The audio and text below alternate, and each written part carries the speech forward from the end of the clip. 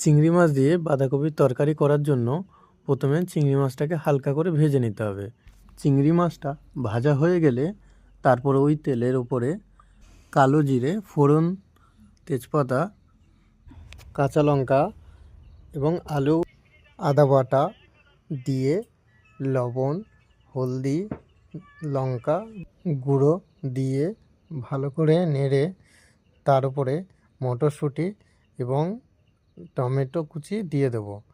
দিয়ে ভালো করে কষিয়ে তার উপরে ভেজে রাখা চিংড়ি মাছগুলো দিয়ে ভালো করে কষিয়ে নেব। কষানো হয়ে গেলে তারপরে কুচিয়ে রাখা বাঁধাকপিগুলো দিয়ে দেব। দিয়ে ভালো করে নেড়ে হালকা করে কষিয়ে জল দিয়ে দেব। তারপরে জলটা একটু টেনে এলে জিরের গুঁড়ো দিয়ে দেব। এরপর ধনিয়া পাতা দিয়ে নামিয়ে নিলেই তৈরি চিংড়ি মাছ দিয়ে বাঁধাকপির তরকারি।